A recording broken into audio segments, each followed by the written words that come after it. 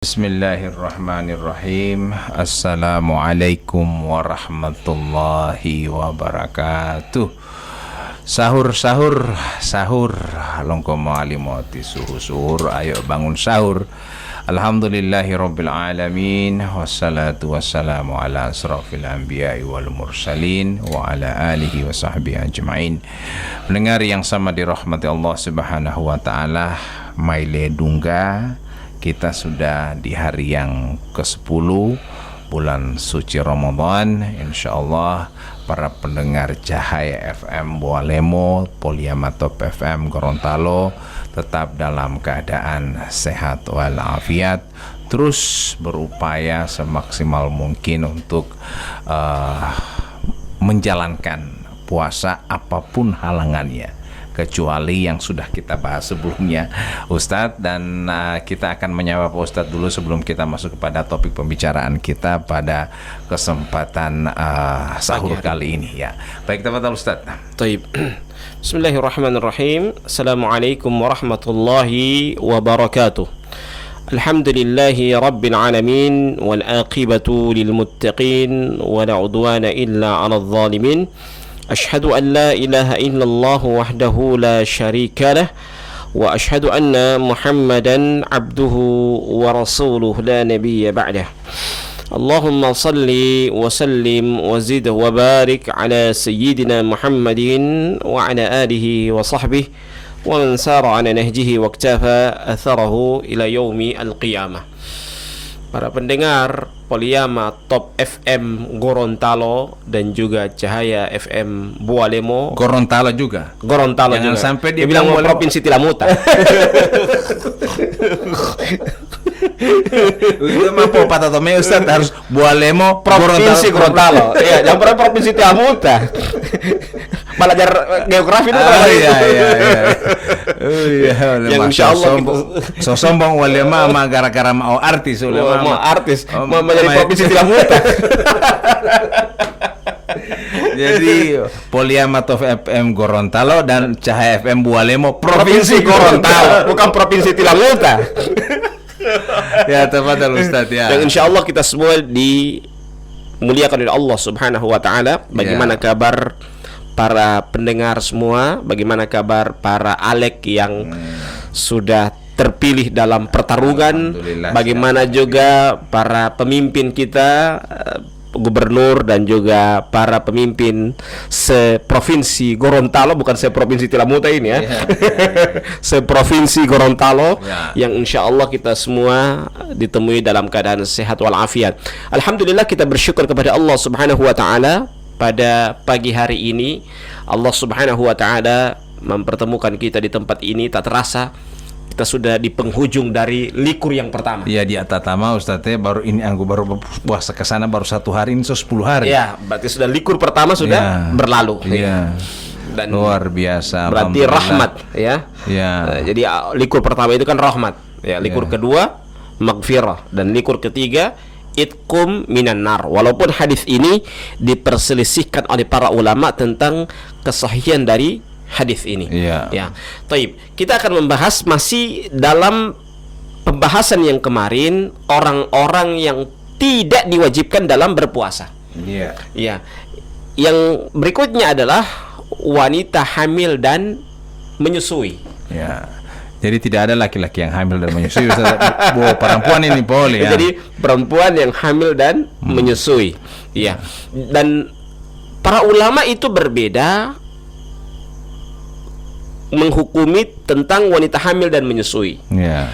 Apakah mereka dihitung orang yang sakit ataukah dihitung orang yang tidak mampu? Iya. Iya. Tapi tidak safar. Ya, tidak sabar. Jadi wanita hamil itu dihitung, dia hitungannya dua.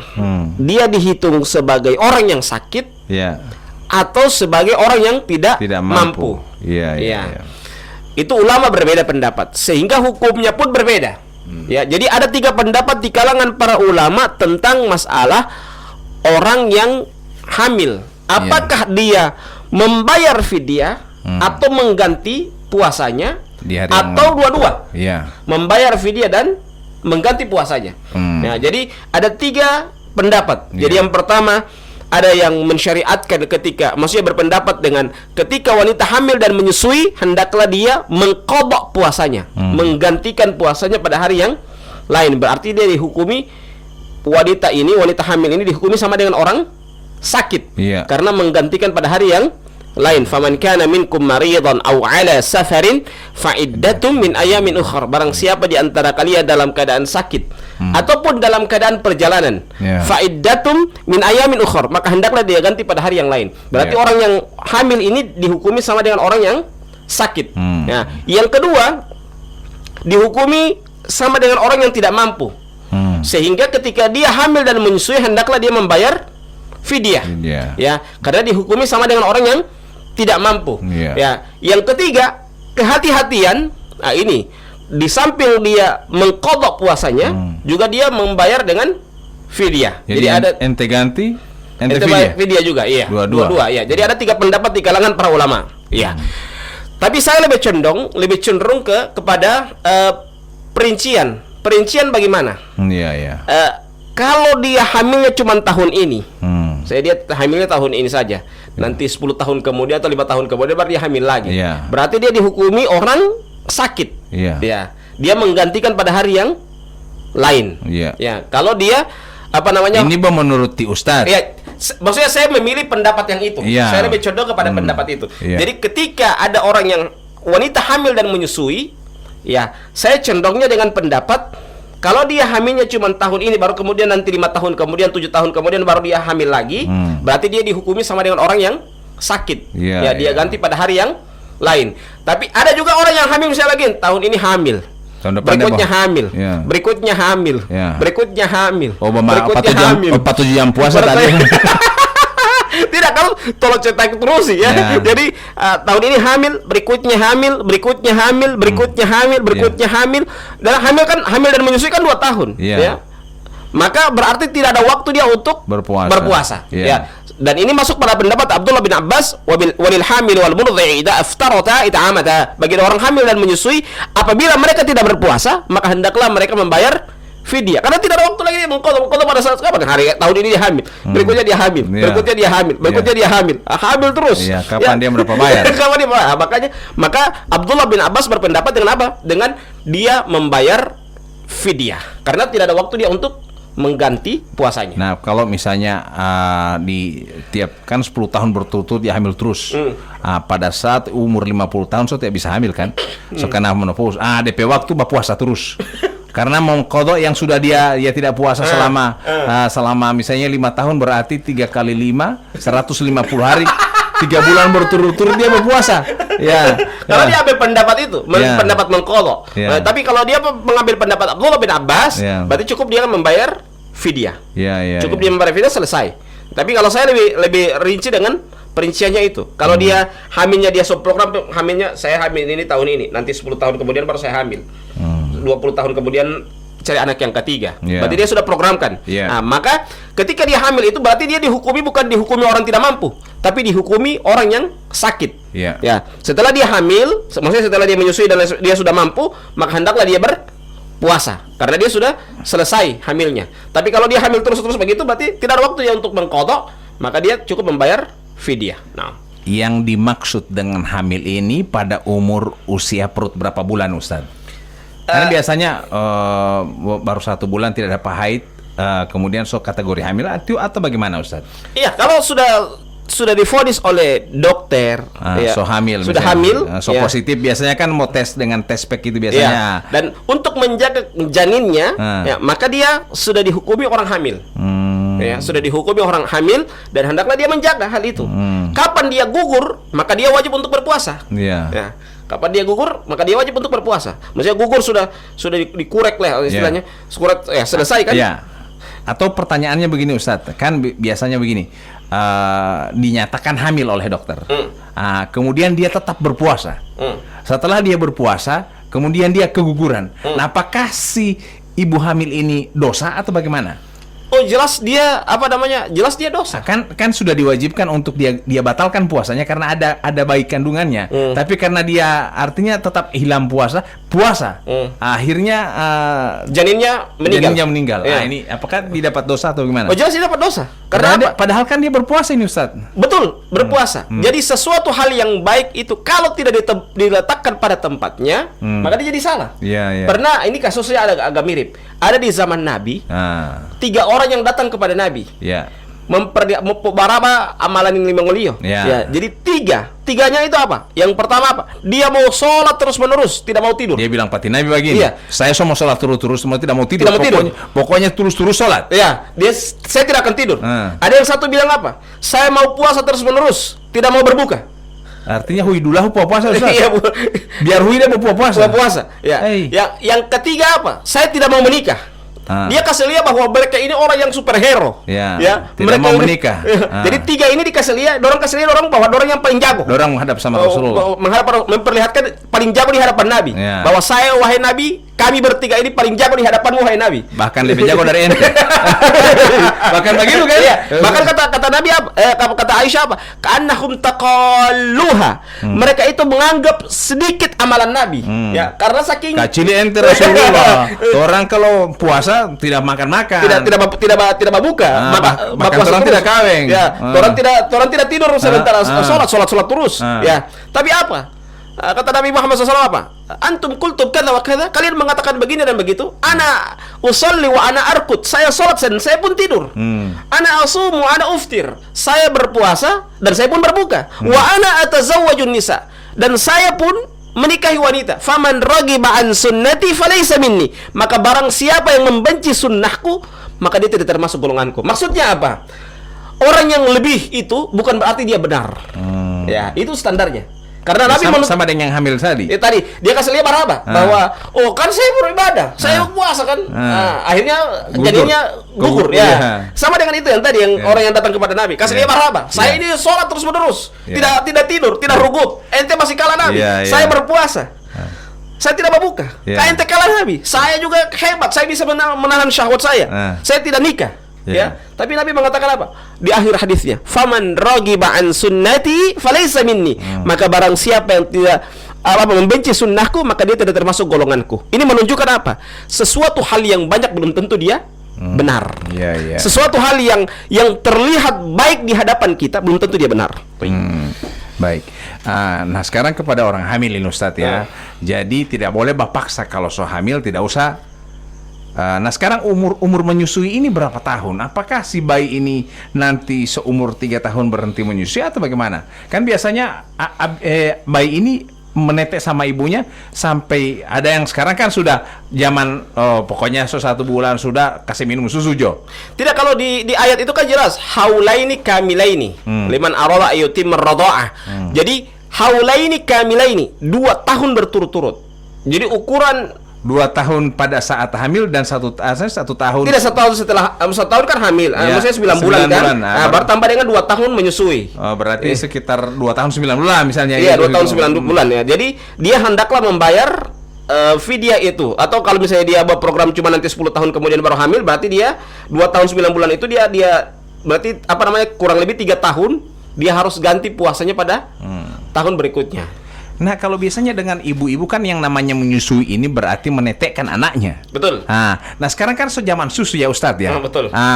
Dia cuman kasih minum susu DP anak, so tidak mau menetek pada ibunya pada umur misalnya baru 2 bulan, selama 2 bulan dia menetek sama bayinya, kemudian bulan ketiga so tidak menetek, so tidak, bayinya sudah bisa minum susu sapi itu istilahnya. Nah ini bagaimana Ustadz? Apakah dia termasuk kalau menjadi sapi? Apakah dia termasuk menyusui atau bagaimana?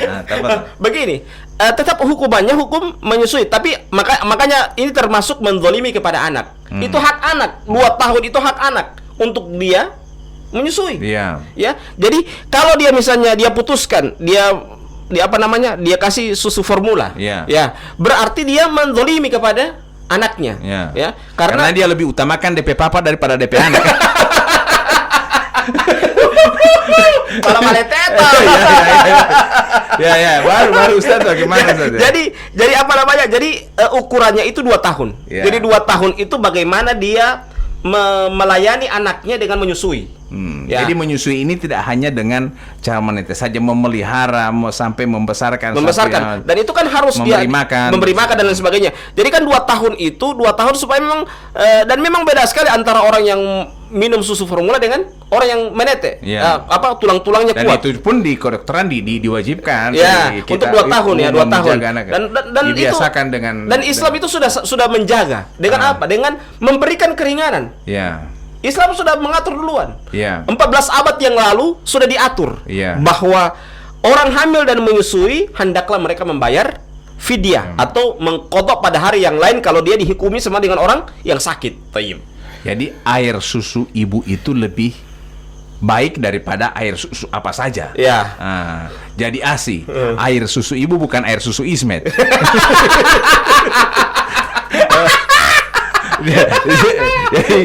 jadi Ustadz, untuk ibu-ibu hamil dan menyusui itu 2 tahun rentan waktunya itu dikategorikan sebagai ibu menyusui. Berarti kurang lebih 3 tahun dia dihukumi untuk tidak berpuasa. Nah, kalau misalnya 1 tahun setelah menyusui, umurnya anak ini 1 tahun dan artinya ada yang bajaga, ada yang penjaganya, kemudian ada tidak menete, apakah ibu ini boleh berpuasa harinya? Kalau dia dihukumi, kalau dia sudah tapi sebenarnya dari sisi ini dia sudah boleh berpuasa. Oh ya, memang dari fisiknya dia sudah mampu. Iya, sudah mampu. Cuman dia menzalimi kepada anaknya. Karena itu hak 2 tahun itu hak milik anaknya. Ya. Berarti dia sudah kuat tapi dia dapat dosa. Dapat dosa karena melantarkan apa yang menjadi tanggung jawabnya. Tanggung jawab ibunya apa? Memberikan ASI kepada ibunya. Kepada anaknya maksudnya. Ibu kepada anaknya, ya. Jadi apa namanya? Kafa bil mar'i itsman ayyudayyi'a ma yaqut, kata Nabi, ya. Cukuplah seseorang itu dikatakan berdosa ketika dia menelantarkan apa yang menjadi tanggung jawabnya. Tanggung jawabnya apa? Memberikan ASI kepada anaknya itu. Jadi kalau misalnya seorang ibu sudah tidak memberikan ASI lagi, padahal anak itu masih membutuhkan ASI, berarti dia termasuk menelantarkan dan dapat dosa, Ustaz. Dapat dosa. Jadi dan Islam itu memberikan keringanan. Jangan bawa gara-gara alasan itu seperti tadi, ibadah. Oh, saya kan ibadah. Ya, karena dia ingin berpuasa. Ya. Melihat orang di rumah coba puasa, boleh cukup 1 tahun tidak berpuasa, rindu ingin berpuasa. Kemudian apakah ini kategori menzolimi padahal dia ingin kasihan berpuasa? Ini itu namanya takalluf. Islam itu bukan dengan perasaan. Islam itu ada SOP-nya, ada aturan mainnya. Jadi seperti tadi kan di zaman Nabi itu tadi. Itu kan kalau menurut perasaan kita, oh, orang yang paling jago, orang paling hebat di hadapan Nabi lagi. Maka selewat di hadapan Nabi. Ya, orang ini sholat terus-menerus Nabi tidak tidur. Orang ini puasa terus-menerus tidak mabuka. Orang ini bisa mampu menahan syahwat, wahai Nabi. Kami tidak menikah. Ini kan dapat dia jago. Menurut akal kita, menurut perasaan kita, oh, jago sekali ini orang. Superhero. Tapi menurut syariat apa kata Nabi? Faman raghiba an sunnati falaysa minni. Maka barang siapa yang membenci sunnahku, maka dia tidak masuk golonganku. Bayangkan, dapat dia superhero, dapat dia paling hebat, jago ibadah, jago puasa. Tidak menikah tapi dihukumi sama dengan orang yang membenci sunnah Nabi. Bayangkan. Jadi untuk ibu-ibu hamil ya, Ustaz, ya, untuk ibu-ibu hamil waktu untuk istilahnya diistirahatkan oleh agama kita. Diistirahatkan untuk kita. Itu rukhsah. Rukhsah itu apa? Hadiah dari Allah. Sama dengan orang safar kan? Orang safar itu kan hadiahnya kan itu. Ente dia kasih hadiah, ente tidak ambil. Ente tidak ambil. Jadi safar itu hadiah Allah apa? Yang 4 rakaat 2 rakaat itu hadiah Allah. Itu rukhsah. Menjamak dan mengkasar itu hadiah Allah. Ente harus ambil. Ketika ente tidak ambil itu hadiah Allah, ente orang sombong. Allah berikan hadiah, ente tidak ambil. Sombong hidayah Karena mungkin karena dia ingin beribadah. Jadi agama ini perlu ilmu. Jangan ada SOP-nya. SOP-nya itulah yang harus kita pelajari. Jadi orang ibu-ibu hamil sekali lagi. Jadi kalau ingin dapat pahala ada banyak cara. Misalnya memberikan buka puasa. Di situ yang menyediakan sahur. Itu yang sebegitu. Jadi ketika coba bayangkan saja dia kalau hamil dan menyusui, bakal buka sama orang 10 orang. Dia orang baru 1 hari, dia sudah 10 hari. Bayangkan. Orang baru 1 hari dia memberikan buka puasa 10 hari. Ya. sudah dapat pahala 10 hari berpuasa. Ya. Bayangkan, itu keutamaan bagi wanita hamil. Dia memang tidak berpuasa, tapi pahalanya sudah 10 hari. Itu orang baru 1 hari, baru start 1 hari, hari pertama, dia sudah dapat pahala 10 hari. Itu keutamaan orang yang wanita hamil dan menyusui, tapi dia menyiapkan makanan sahur, menyiapkan buka puasa bagi orang yang berpuasa. Tayyib. Tapi kalau misalnya kepada orang yang belum hamil tapi masih program hamil, bagaimana itu Ustaz? Tetap puasa? Tetap puasa. Kalau kecuali kalau sudah janin, dia program hamil pas tak dulu, ya. Istilahnya jadi ada janinnya, ya. Maka start itu dia tidak wajib untuk berpuasa. Dia masuk wanita yang hamil. Ya, karena saya bilang program hamil itu karena biasanya orang itu kan nikah itu di bulan Sya'ban, di bulan Rajab kan, 2 bulan atau sebulan sebelum puasa. Akhirnya kan bocor lah. Bocor. Akhirnya kan program hamil istilahnya ini Ustaz. Artinya belum ada tanda-tanda hamil, tapi tidak berpuasa. Karena kenapa? Bukan lagi DP istri yang tidak puasa, suami istri yang tidak puasa karena program hamil.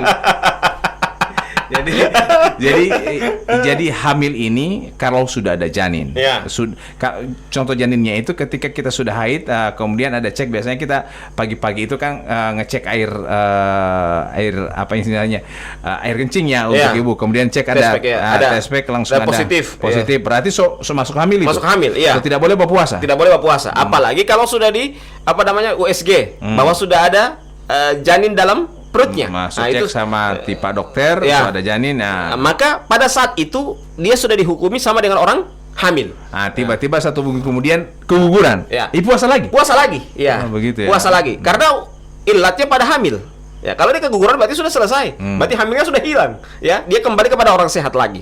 Ya, baik pendengar yang sama dirahmati Allah Subhanahu wa taala. Bagaimana dengan orang haid? Nah, ini Ustaz kan hamil dengan haid ini hampir mirip-mirip. Apakah orang haid juga sama dengan orang hamil atau bagaimana ini Ustaz? Ya, kalau wanita haid itu kan kata Aisyah radhiyallahu taala anha, kunna nu'maru biqada'is shaum wala nu'maru biqada'is shalah. Kami diperintahkan untuk mengganti puasa, tapi tidak diperintahkan untuk mengganti sholat. Itu kata Aisyah. Berarti ketika dia haid pada saat bulan suci Ramadan, maka dia ganti pada hari yang lain. Tapi sholatnya dia tidak ganti lagi. Sholatnya tidak ganti. Jangan dia rapi kalau di bahari, berarti di bahari dia isya terus, tidak seperti itu. Dia itu rukhsah. Kembali lagi ke rukhsah. Itu hadiah dari Allah bagi wanita yang haid. Tapi kalau hamil tetap sholat. Tetap sholat. Puasa yang tidak boleh, tapi sholat boleh. Sholat tetap wajib. Karena kalau misalnya dia tidak mampu baru kubah sujud, misalnya karena perutnya sudah besar, hamil besar, maka dia bisa duduk, bisa juga dengan isyarat, dengan yang penting dia sholat. Jadi untuk sholat bagi ibu-ibu hamil tidak ada alasan, tetap harus sholat. Tetap sholat, kecuali haid. Kecuali haid, Jadi kalau wanita haid, dia tidak bisa puasa, tidak bisa sholat, tapi dia hanya diwajibkan untuk mengqadha puasanya. Di luar dia haid itu. Di luar dia haid itu, Setelah mandi, setelah bersih, kemudian dia menggantikan. Ada juga orang alasan misalnya begini, dia suci jam 10 atau jam 12. Dia belum mandi, nanti besok dia mandi. Besok pun nanti besok pagi supaya dia besoknya tidak berpuasa lagi.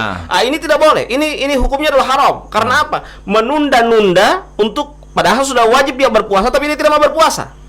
Ya, kadang-kadang orang begitu. Dia sudah misalnya jam 5 dia sudah suci. Ya, berarti besoknya dia harus puasa.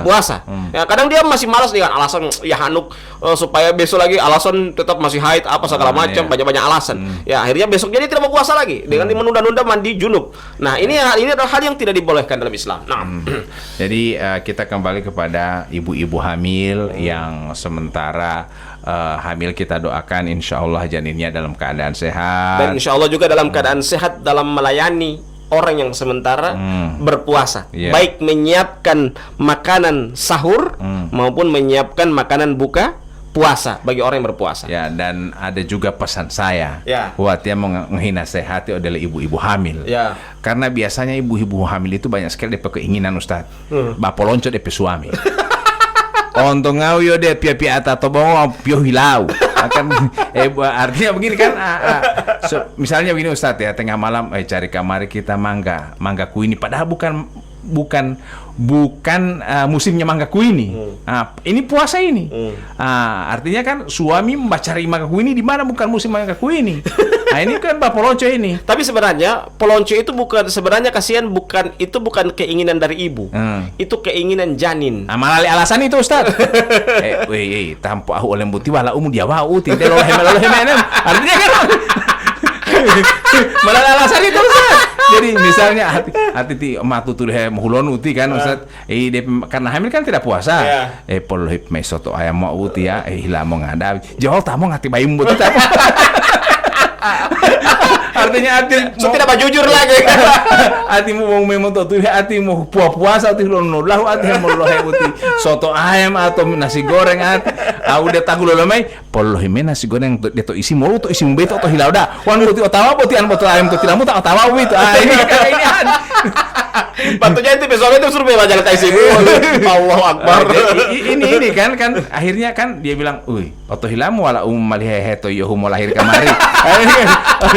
Tidak mungkin juga makan gini-gini ini. Akhirnya begitu kan. Biasanya ibu-ibu hamil itu cerdas sekali, ada saja yang orang berpikiran begitu. Jadi ini saya menasehati ya kalau puasa hindari dulu hal-hal seperti itulah ya. Jangan dulu kerjain sama suami. Pengalasannya hati betul lagi ya betul. Oh ya, pengakal ya hati. Padahal orang sendiri yang suka makan kan biasanya seperti itu ya Ustaz. Bilang Jo sendiri yang suka makan bujang alasan di sama bayi ini kan tuh ya. Hanya pernah ada yang sering seperti Ustaz, misalnya dia suruh cari polohip maya, patame nungga mai Ustaz, dia alolo itu mereka kecil, mas tengah so pesta kamar pacar sama ron satu rontalo, terakhir sampai kamar dia tidak makan. Dia tidak makan. Satu sendok dia makan, terakhir dia tidak makan. Kalau dia pernah tidak makan, kita bilang kamar kan bukan kita yang makan. Kita bilang tadi bukan kita yang memakan dengan baik. Kita tanya pada dia tidak suka makan, mau kita make apa kamar? Jadi pendengar yang sama dirahmati Allah Subhanahu wa taala. Jadi untuk ibu hamil tidak diwajibkan berpuasa dengan tadi 3 kategori. Boleh mengganti di luar Ramadan karena dia dihukumi sama orang sakit. Atau membayar fidyah atau yang ketiga membayar dua-dua. Untuk menghindari jangan sampai ya. Jadi atau kalau saya lebih condong kepada perincian itu. Kalau dia hamilnya diprogramkan tahun ini nanti 10 tahun kemudian, berarti dia dihukumi sama dengan orang sakit. Dia wajib mengqadha. Tapi kalau seperti tadi tahun ini hamil, berikutnya hamil, berikutnya hamil, berikutnya hamil, berikutnya hamil, berikutnya hamil. Terus dia hamil, maka dia tidak bisa lagi mengqadha. Dia hanya cukup membayar fidyah. Sebagaimana pendapat Abdullah bin Abbas, walil hamil wal murdi'i idza aftarata it'amata. Bagi orang hamil dan menyusui, apabila mereka tidak berpuasa, maka hendaklah mereka membayar fidyah. Nah, kalau untuk suami yang membantu istri karena menyusui itu tidak tergolong ya. Misalnya kan suami biasanya DP istri sampai tidak bisa melihat matahari, dia rawat betul-betul sampai dia kecapean dan merawat istrinya. Apakah ini dia boleh membatalkan puasa atau tidak Ustadz ya? Makanya istri itu harus juga perhatikan posisi suami. Kalau posisi suami sudah mulai dalam keadaan puyeng karena melayani, suruh istirahat. Jangan ente paksa, ente alasan kita ini hamil, karena tidak bantu sama kita. Bukan kita mau ini pulang hasil demo terus kita memang terus. Jadi kan ada orang begitu, dia suruh terus sampai suami ke sana kemari, kita ini hamil alasan ya hanuk padahal memang bekerja sama dengan suami. Nah, usahakan lihat juga kondisi suaminya. Kalau kondisi suaminya masih mampu, silakan disuruh. Tapi kalau tidak mampu, apalagi mulai pusing, suka muntah segala macam, suruh istirahat saja. Jangan sampai kita menzalimi suami kita dalam keadaan berpuasa dan kita pun akan dapat dosa. Karena kita menzalimi kepada suami kita dan sementara dalam keadaan berpuasa. Jadi untuk ibu-ibu hamil, insya Allah tetap beramal. Kita tidak bisa, memang tidak boleh berpuasa, tapi ada amal ibadah lain yang nilai melebihi itu seperti tadi, memberikan sahur dan buka puasa. Bayangkan itu yang tadi, orang baru hari pertama, mereka sudah karena 10 orang sudah 10 hari. Jadi kita baru hari pertama, tapi orang sudah dapat pahala 10 hari berpuasa. Iya, Iya. dapat pahala sesama dengan orang yang 10 hari berpuasa. Iya. Baik, kita tutup Dengan membacakan doa kafaratul majlis. Subhanakallahumma wa bihamdika asyhadu an la ilaha illa anta astaghfiruka wa atubu ilaik. Wassalamualaikum warahmatullahi wabarakatuh.